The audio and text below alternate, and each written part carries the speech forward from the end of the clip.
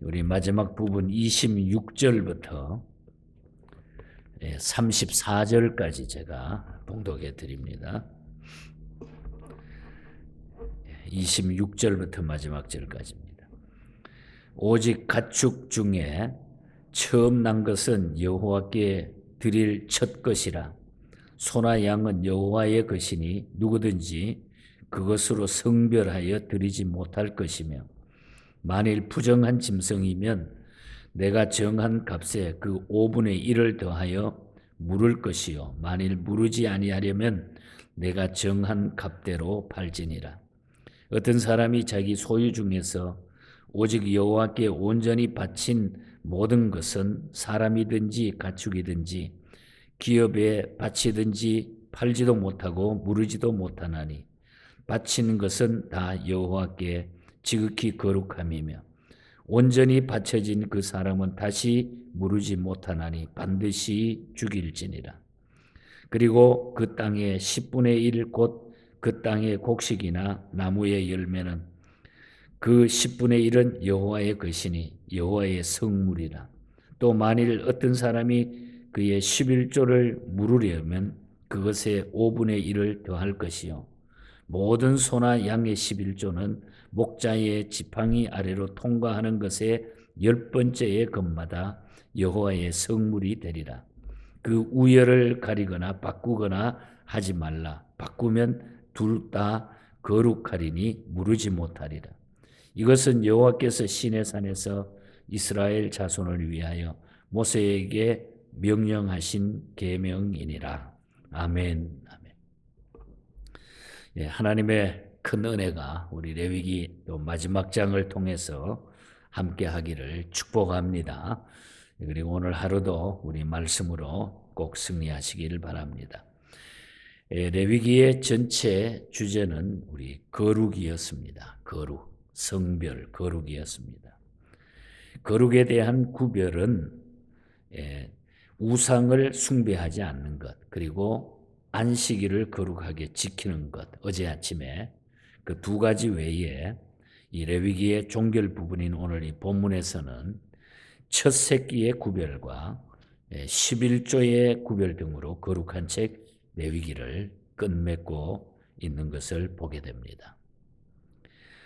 이 본장을 우리가 두 부분으로 보면은 1절부터 29절까지는 그 서원에 관한 그 규례고, 또 30절부터 34절까지는 11조에 관한 규례로 본서를 우리가 나눌 수가 있겠습니다. 서원이 시내산의 언약의 본질은 아니었지만은 순종과 헌신의 표현이었기 때문에 11조에 관한 규례와 함께 맨 마지막에 기록하고 있다는 것입니다. 위기 순간에만 서원하고 그 순간이 지나면은 그 서원을 무시하는데, 성경은 이런 태도를 오늘 말씀을 통해서 또한 경고해 주는 이런 모습을 보게 됩니다. 그래서 오늘 우리는 마지막 레위기의 결론을 내리면서 오늘 아침에 예물과 11조에 관한, 예물과 11조 여기에 관한 말씀으로 이 거룩의 마무리를 우리가 맺도록 하겠습니다. 먼저 우리가 26절을 보면은 어떤 사람이든지 짐승에 처음 난 것은 하나님께 드려야 함을 말씀하고 있습니다. 그것은 하나님의 것이었기 때문입니다. 처음 난 것은 꼭 하나님께 드려야, 그것은 하나님 것이기 때문에, 하나님의 것이기 때문이다. 26절 하반절에 보면은 누구든지 그것으로 성별을 하여 구별하여 드리지 못할 것이며, 이렇게 말씀했는데, 이것은 처음 난 것, 하나님께 성별하여 드리겠다고 하는 것을, 처음 난 것을 농담조로 서원한 일이 없도록 하라고 하는 그런 말입니다. 그 이유는 일반 서원의 대상물은 서원하여 드릴 수 있지만은 첫 태생이 처음 난 것은 이미 하나님의 것이기 때문에 하나님의 것을 가지고 자기의 것인 양 생색내는 듯, 언어도 하나님이 그런 말도 하나님이 싫어한다는 거예요. 처음 난 것은 분명히 하나님의 것으로 정해져 있는데 그것을 가지고 내 것인 양 드리면서 생색내지 말라. 그런 말입니다. 만일 그 처음 난 것이 부정한 짐승이기 되면은 온전한 것을 드린다는 심정으로 27절에 보면 5분의 1을 더해서 하라 그랬어요. 5분의 1을 더해야 된다. 이 말은 하나님은 온전한 것을 받으시기를 원하신다는 말이에요. 하나님은 온전한 것을 받으시기를 원하신다. 그러므로 특별 서원으로 바친 예물은 율법에 의해 바쳐야 할 의무가 있는 것 중에서 드려서는 안 된다는 것을 우리가 알아야 돼. 다 하나님의 이미 하나님의 것이다 하는 것을 우리가 기억해야 돼. 예를 들면 우리가 11조를 가지고 내 마음대로 그 11조 가운데서 거기에 띄어가지고 어려운 교회 돕고 그걸로 선교하고 그걸로 누굴 도와주고 11조는 하나님의 것인데 그걸 떼가지고 그런 짓을 하지 말라는 거예요. 그거는 아주 잘못됐다는. 11조 자체는 하나님께 정해진 예물이라.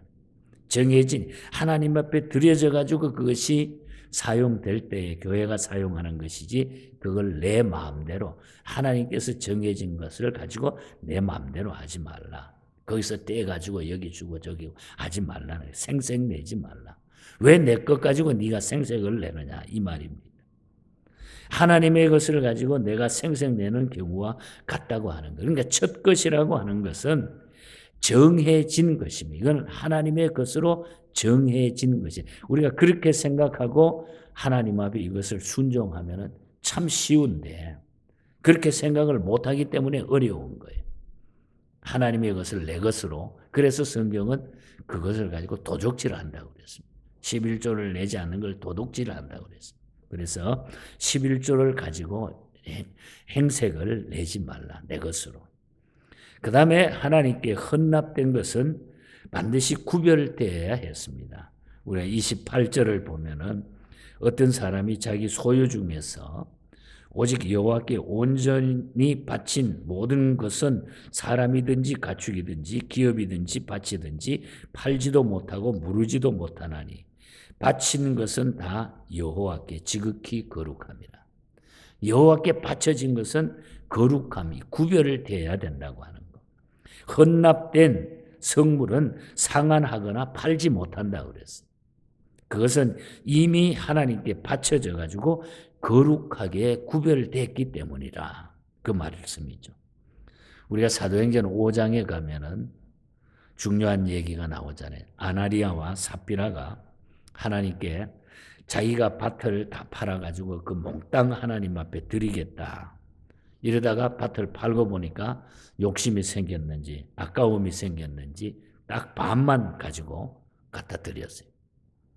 이 경우가 바로 하나님께 바쳐진 거룩하게 구별되어진 것을 자기 마음대로 했기 때문에 그래서 바로 반이라도 드린 게 얼마나 대단한 거예요. 다른 사람은 아니야 드리지도 못한 사람도 있는데 그러나 하나님 앞에 약속된 것에 대해서 구별하지 못했기 때문에 하나님은 하나님께 헌납된 것은 구별이 돼야 된다. 하나님의 것으로 헌납된 것은 구별이 돼야 되니 거룩하지 못하게 그 반을 갖다 드렸기 때문에 당장 두 내외가 죽음으로 바로 이어졌다고 하는 것을 우리가 보게 됩니다. 구별된 성물에 대한 경외하는 마음이 없는 것은 하나님께 하는 것과 같다는 것이 혹시 물으고 싶은 마음이 있다고 하면 만약에 5분의 1을 드리고 물을 수가 있다. 우리가 15절에 넘어가서 보면은 14절과 15절을 보면은 만일 어떤 사람이 자기 집을 성별하여 여호와께 드리려면 제사장이 그 우열간에 값을 정할지니 그 값은 제사장이 정한 대로 될 것이며 만일 그 사람이 15절에 자기 집을 물으려면 내가 값을 정한 돈에 그 5분의 1을 더할지니 그래야 하면 자기 소유가 되리라. 여기도 보면은 5분의 1을 물으려고 하면은 5분의 1을 더하라 그랬어요. 기분대로 헌금을 해서는 안 된다 하는 그런 말입니다. 이것은 간혹 우리 성도들 가운데 교회와 감정이 좋지 않아가지고 우리 교회는 그런 일이 없었습니다만은 들려오는 소리를 보면 하나님께 들어진 헌금을 내놓으라고 소송까지 한 교회들이 있어요. 내가 그동안 헌금했던 거 다 돌려달라. 이것은 너무나 하나님께 드리는 헌금 정신에 위배된 사실이죠. 우리는 하나님께 헌납한 것은 이미 거룩하게 구별된 것임을 알아서 경외하는 마음을 갖고 헌금을 대하는 우리가 자세를 가져야 된다. 정말 만약에 우리가 여기에 대한 잘못을 우리가 범하면 하나님은 가차없이 성경에 보면은 죽음으로 심판으로 연결시켰어요. 무서운 하나님이시다. 그래서 하나님께서 하나님 거로 정해진 것, 내가 서원한 것, 내가 드려진 것은 하나님께는 다 구별이라고 하는 거예요. 구별, 성별된 것. 우리가 일불 헌금이나 몇 센트의 헌금도 아이들이 드린 거, 우리 성도들이 정말로 힘들게 해서 그걸 바쳤던 그것은 성별된 거룩한 예물이라는 거죠. 그래서 우리가 그걸 함부로 다룰 수가 없다는 거예요. 하나님께 거룩하게 구별됐기 때문에. 그리고 11조는 구별된 하나님의 것이다. 우리가 30절에서 34절 사이에 쭉 나타나죠. 30절 보면은 그리고 그 땅의 10분의 1, 곧 그 땅의 곡식이나 나무의 열매는 그 10분의 1은 여호와의 것이니 여호와의 성물이라. 31절에 또 만일 어떤 사람이 그 11조를 물으려면 그것에 5분의 1을 더할 것이요. 뭐 계속해서 이거 잘못되고 어떻게 변형을 시키려면 5분의 1을 더해라. 뭐 이런 말씀이 계속 주어지고. 어떤 종류이든 열로 구별이 될 수 있는 것은 하나님께 바쳐서 영광을 돌려야 된다. 그렇게 함으로써 하나님의 주권을 인정하고 우리는 그분께 속해 있음을 인정한다. 그러니까 이 11조의 예물은, 예물을 드린다고 하는 것은 내가 하나님께 속해 있다. 주권을 인정하고 내가 그분께 속한 사람이다. 그분은 창조주고 나는 거기에 피조물로서 속해 있다 하는 이것을 인정하는 것이 우리가 하나님 앞에 예물을 드리는 정신입니다. 그리고 11조로 지정이 되었으면은 다른 것으로 절대로 바꾸지 못해요. 그래서 33절에 보면 무르지 말라. 무르지 말라. 11조는 구별되게 정해야 되고 일단 정한 것은 변동해서는 안 된다고 그랬습니다. 짐승의 경우 10번째 막대기에 걸리는 것은 하나님의 것이 되었습니다. 32절에 보면은 모든 소나 양의 11조는 목자의 지팡이 아래로 통과하는 것에 10번째의 것마다 여호와의 성물이 되리라. 짐승의 그 10번째 그 막대기에 지팡이에 걸리는 것은 하나님의 것이다. 이것은 무슨 말인가? 이것은 자기 편리한 대로 11조를 드리는 마음을 없애기 위한 것임을 의미하는. 그것은 정해진 하나님의 것이야. 이 목자가 딱 걸렸을 때 그것은 하나님의 것이야. 정해놓은. 이것은 우리의 11조를 드리는 마음이 온전해지기를 바라는 의미에서 내 마음대로 편리한 대로 정하지 말라는 거예요. 그래서 11조는 축복이 약속이 되어 있습니다. 하지만 11조를 내가 드렸기 때문에 축복받는 것이 아니라는 거예요. 무슨 이야기입니까? 하나님의 명령을 지켰기 때문에 하나님의 은혜로 축복을 우리가 받는 거예요. 내가 하나님의 명령에 따랐기 때문에. 내가 순종했기 때문에 복을 받는 것이지 11조를 드렸기 때문에 축복을 받는 게 아니라는. 그럼 이 말은 하나님 앞에 깨끗하게 정해진 예물을 드려야 된다. 그래서 우리가 이 11조 이 물질 문제 때문에 많은 시험을 받고 내 스스로도 어떤 데는 당황하고 여러 가지 고민을 하게 되는데 사실 어떻게 생각하면요. 제일 쉬운 봉사가 11조 드리기. 왜? 뭐 10분의 1은 하나님의 것이니까 생각하지 않고 그냥 내버리면 제일 쉬운데 그런데 이것이 어떨 때는 제일 어려움도 될 수가 있는 거라는. 그래서 우리가 욕심만 버리면은 축복이 약속된 이 놀라운 복을 우리가 다 받게 된다. 그래서 하나님의 백성은 그렇게 지키고 살아갈 때 하나님은 놀라운 복을 넘치도록 백성들에게 절대 굶어 죽지 않고 잘못되지 않고 여러분 그래서 11조를 온전하게 드렸던 모든 사람들은 약하거나 가난하거나 잘못되거나 한 일이 없었어요. 다 하나님이 그 길을 인도하셨다. 그래서 우리가 오늘 레위기를 결론을 내리면 레위기는 구별과 순종입니다. 이 거룩하게 사는 이 구별은 내가 순종할 때 구별되게 살 수 있다는 거예요. 순종함으로 구별된 성도의 삶을 우리가 바로 살게 된다고 하는 그 말씀인 것입니다. 그래서 우리는 정말 하나님의 축복의 약속의 길은 내가 순종하는 길입니다. 모든 것에 말씀에 순종하는 길이에요. 다른 말씀도 똑같아요. 11조뿐만 아니라 모든 우리 삶의 방법이 하나님의 말씀대로 순종만 하면은 하나님이 복을 주신다. 어떤 간증 집회가 열렸습니다. 한 청년이 은혜를 많이 받았어요. 일어서더니 저는 지금까지 모든 생활을 청산하고 주님만을 전적으로 믿고 순종하며 살겠습니다. 제가 돌아보니까 너무 주님 앞에 순종하지 못하고 살았는데 내가 이제부터는 주님의 말씀에 순종하고 살아가겠습니다. 눈물이 글썽하면서 진실된 고백을 했습니다. 이 말을 듣고서 앉아있던 분 중에 타우너라고 하는 무디 성경학교 음악 교수로 계시던 타우너라고 하는 분이 이 말을 듣고 성령의 감동을 받아요. 그래서 자세하게 몇 마디를 메모했다가 자기하고 친한 사미스 목사님에게 부탁을 해가지고 이렇게 한 청년이 이렇게 고백을 하는데 여기에 대한 메시지를 좀 적어주시면 내가 곡을 붙여가지고 이것을 노래로 하나님 앞에 올렸으면 좋겠습니다. 그래서 그 부탁을 받고 사미스 목사님이 Trust and Obey라고 하는 제목의 찬송시를 쓰게 됩니다. Trust and Obey. 의지하고 순종하는 것. 우리말로는 그렇게 번역을 했습니다. 믿고 순종하는 것.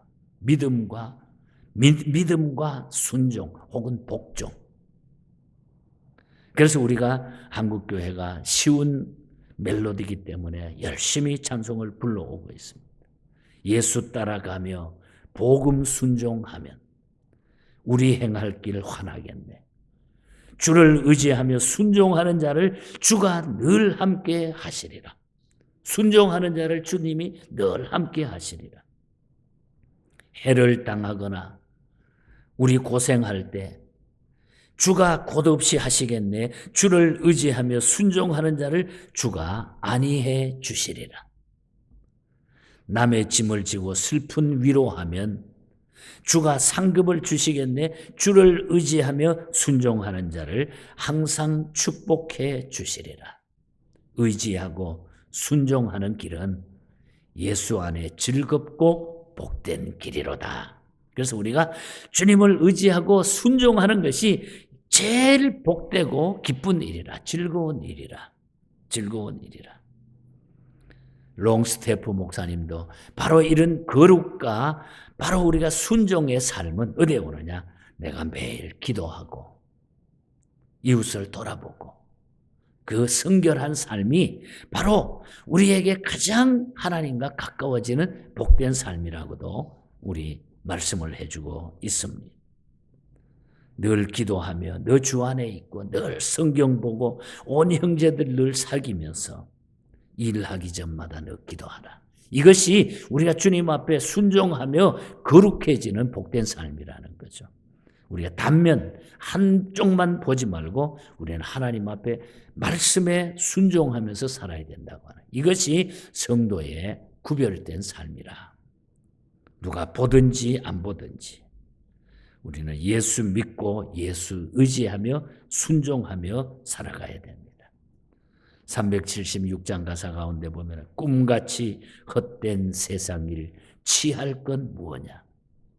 이 수고 암만 하여도 헛된 것뿐일세. 세상의 모든 것은 다 취해도 다 헛된 것이라고 그랬어요. 그래서 우리는 주님께 순종하고 주님을 의지하는 이것이 최고의 행복이고 기쁨이고 축복이다. 우리 레위기를 마치면서 이런 믿음의 고백과 우리의 삶을 다시 돌아보고 주님 앞에 구별된 거룩한 이 복된 삶을 주 앞에 서는 그날까지 저와 여러분들이 약속하며 노력하며 나갈 수 있기를 주님 이름으로 간절히 축복합니다. 하나님 아버지